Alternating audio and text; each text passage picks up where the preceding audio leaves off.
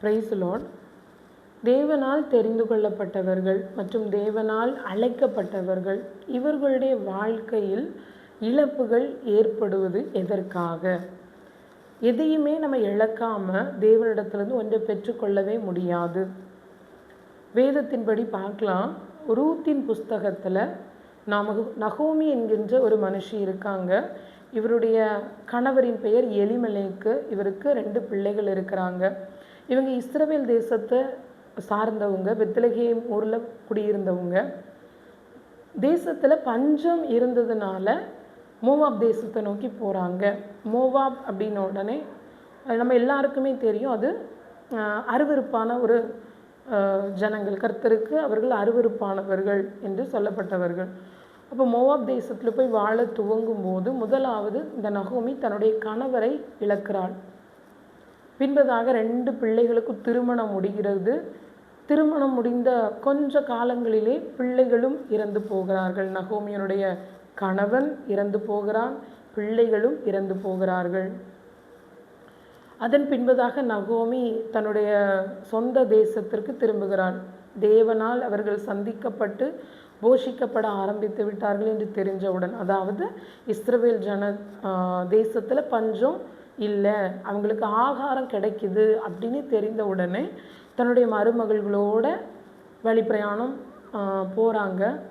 போகிற பாதையிலே நகோமி சொல்கிறாங்க, ரூத்தையும் ஓர்பாலையும் பார்த்து, நீங்கள் என் கூட வராதிங்க, நீங்கள் உங்கள் தாய் வீட்டுக்கே நீங்கள் போங்க அப்படின்னு சொல்லும்போது ஓர்பால் போயிடுறாங்க. ரூத்து போக மாட்டேன்னு சொல்லி அவங்க என்ன சொல்கிறாங்கன்னா, நீங்கள் எங்கே போவீங்களோ அங்கே நான் வருவேன், நீ எங்கே தங்குறியோ அங்கே தான் நான் இருப்பேன், நீ மரணம் அடையும் இடத்துல நானும் மரணம் அடைவேன், மரணமே அல்லாமல் வேறு ஏதாவது நம்மளை பிரிச்சிச்சே ஆனால் கர்த்தர் அதற்கு சரியாகவும் அதற்கு அதிகமாகவும் செய்ய கடவர் அப்படின்ற மாதிரி தேவன் மேலே அவங்க ஆணையிட்டுருவாங்க.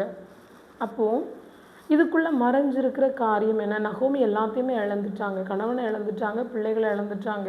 ஆனால் இந்த ரூத் என்கிற அந்த மோவாபிய ஸ்திரீ நகோமியை இறுக பிடித்து கொண்டாள். உங்கள் ஜனம்தான் என் ஜனம், உம்முடைய தேவன் என்னுடைய தேவன் அப்படின்னு சொல்லிட்டு வராங்க. வெறுமையாக வராங்க. நகோமி கணவரோட பிள்ளைகளோட போனவங்க விதவையாகி தனித்து விடப்பட்டவளாகி மருமகளோட கூட வராங்க. இதற்கு பின்பதாக என்ன நடந்துச்சு அப்படின்னா, இந்த மோவாபிய பெண்ணாகிய ரூத் ஆண்டவர்கிட்ட வந்ததுனால உம்முடைய தேவன் என்னுடைய தேவன் அப்படின்னு சொல்லிட்டு அவங்க வராங்க. வந்ததற்கு பின்பதாக இந்த மோவாபிய ஸ்திரீயாகிய ரூத் போவாசை திருமணம் பண்ணுவாங்க. மோவாபிய ஸ்திரீயாகிய ரூத் போவாசை திருமணம் பின்பதாக அவர்களுக்கு ஒரு குழந்தை பிறக்கும். அந்த குழந்தைக்கு பேர் ஓபேத். அப்போ எல்லாரும் பார்த்துட்டு, இந்த ரூத் பெற்றெடுத்து அந்த பிள்ளையை பார்த்துட்டு நகோமி கையில் வச்சுருக்கும்போது, நகோமிக்கு சுதந்திரவாளி அற்று போகாதபடி தேவன் கிருபை செஞ்சார்னு சொல்லிட்டு எல்லாருமே சந்தோஷப்படுவாங்க. நகோமி அந்த பிள்ளை வளர்க்கும் தாயானாள் அப்படின்னு வேதம் தெளிவாக சொல்லுது. இந்த ஓபேத் பார்த்தோன்னா இயேசு கிறிஸ்துவோடைய சந்ததி பட்டியலில் அவருடைய பெயர் வந்துடுது. ஈசாய், தாவீதோட அப்பாவாக இவர் இருக்கிறார். அந்த சந்ததியில் இவருடைய பெயர் இடம்பெறுது. அப்போ பார்த்தோன்னா அவங்க இழந்தது மனிதர்களுக்கு தெரியும். ஆனால் எப்பேற்பட்ட மகிமையை பெற்றுக்கொண்டாங்க பார்த்தீங்களா? தன்னுடைய கணவரை இழந்தாங்க, தன்னுடைய 2 பிள்ளைகளை இழந்தாங்க. சுதந்திரவாளியே அவங்க குடும்பத்துக்கு இல்லைன்ற ஒரு நிலைமையில இருந்த அவர்களுக்கு மோவாபிய ஸ்திரீ அவங்க குடும்பத்துக்குள்ளே அவள் போவாசை திருமணம் செய்து அதன் மூலம் ஓபேத் என்கிற பிள்ளை நகோமிக்கு சுதந்திரவாளியாய் கிடைக்குது. அந்த சுதந்திரவாளி ஏதோ நார்மல் கிடையாதுங்க. இயேசு கிறிஸ்துவின் சந்ததி பட்டியலில் அவர் முக்கியத்துவம் பெறுகிறார். ஈசாய் அடிமரம் அப்படின்னு வசனம் சொல்லுது. தாவீதின் வேர் சொல்லப்படுது. அவருக்கு இவர் முந்தினவராக இருக்கிறார். அப்போ எவ்வளோ பெரிய மகிமை! எங்கெல்லாம் இயேசு கிறிஸ்துவை பற்றி பேசப்பட்டிருக்குமோ, அவருடைய சந்ததியை பட்டியல் சொல்லப்பட்டிருக்குமோ, அங்கெல்லாம் இந்த ஓபேத் நினைவு கூறப்பட்டிருப்பார். இந்த ஓபேத் நினைவு கூறப்படும் போதெல்லாம் மோவாபிய ஸ்திரீயாக ரூத் நினைவு கூறப்பட்டிருப்பாள். ரூத் நினைவு கூறப்படும் போதெல்லாம் நகோமி நினைவு கூறப்பட்டிருப்பாள். அப்போ எவ்வளோ பெரிய மகிமை! இழப்பு இல்லாமல் தேவனிடத்துல இந்த மகிமையை பெற்றுக்கொள்ளவே முடியாது. அன்னால எடுத்துக்கிட்டாலும் பிள்ளை இல்லாத மலடியாக இருக்கிறாங்க. தன்னுடைய சக்காலத்தை சொல்லுகிற நிந்தியான சொற்கள் ரொம்ப வேதனையாக இருக்குது. 1 சாமுவேல் 1ஆம் அதிகாரத்தில் எடுத்து வாசித்தோன்னா நம்மளுக்கு தெரியும். அந்த நிந்தை தாங்க முடியாமல் தேவனிடத்தில் போய் மன்றாடி என்ன கேட்குறாங்க, இந்த நிந்தை எனக்கு மாற்றி நீங்கள் எனக்கு ஒரு ஆண் பிள்ளையை தருவீரே, ஆனால் அதை உங்களுக்கே நான் தந்துடுவேன். பிள்ளையே இல்லை, இவ்வளோ நாள் பிள்ளையே இல்லை, நீங்கள் தந்தீங்கன்னா அதை உங்களுக்கே தந்துடுவேன்னு ஆண்டவர்கிட்ட பொறுத்துணையோடு வராங்க. அதே மாதிரி அவர்கள் கேட்டுக்கொண்டது மாதிரியே சாமுவேல் அவர்களுக்கு பிள்ளையாய் கிடைக்கிறாரு. அப்போது என்ன பொருத்தனை பண்ணாங்களோ அதை அப்படியே நிறைவேற்றுறாங்க. தேவனுக்காக தன்னுடைய பிள்ளையை அப்படியே என்ன பண்ணுறாங்க, போய் ஒப்பு கொடுக்குறாங்க. ஒப்பு கொடுத்த மாத்திரத்தில் ஏலி அவர்களை ஆசீர்வதித்து அனுப்புகிறாரு. அவர்களுக்கு மற்றபடியும் பிள்ளைகள் பிறக்கிறாங்க. ஆனால் இவங்க ஒப்பு கொடுத்தாங்க பார்த்தீங்களா, நீங்கள் எனக்கு ஒரு ஆண் பிள்ளையை தருவீரே, ஆனால் அதை நான் உங்களுக்கே தரேன் அப்படின்னு அந்த ஒப்பு கொடுத்த மாத்திரத்தில் ஆண்டவர் அந்த சாமுவேலை கையில் எடுக்கிறார். சமஸ்த இஸ்ரவேலர்களுக்கும் அவர் ஒரு பெரிய தீர்க்கதரிசியாக மாறுகிறார். ராஜாக்களை அபிஷேகம் பண்ணுகிற ஒரு தீர்க்கதரிசியாய் முதல் ராஜாவை அபிஷேகம் பண்ணது சாமுவேல் தீர்க்கதரிசி தான். தாவீதை அந்த ஸ்தானத்தில் அபிஷேகம் பண்ணது, ராஜாவாய் அந்த ஸ்தானத்தில் அபிஷேகம் பண்ணது சாமுவேல் தீர்க்கதரிசி தான். இப்படி எவ்வளோ பெரிய மகிமை.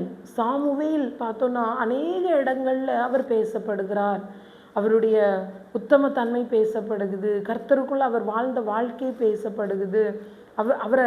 அவர் ஒரு பெரிய ஒரு பாத்திரமாய் கர்த்தருடைய கையில் அவர் இருந்திருக்கார். அப்போ இந்த அண்ணாள் தன்னுடைய பிள்ளை ஆண்டவருக்காக ஒப்பு கொடுக்கலன்னா, இழக்கலன்னா இது நடந்திருக்குமா? இழப்பு தெரிந்து கொள்ளப்பட்டவர்களுடைய வாழ்க்கையில் கண்டிப்பாக நடக்கும். ஆனால் அந்த இழப்பு ஒரு நாளும் அழிவிற்கு நேராக இருக்காது. அந்த இழப்பின் மூலம் தேவனுடைய நாமம் அதிகமாய் மகிமைப்படும்.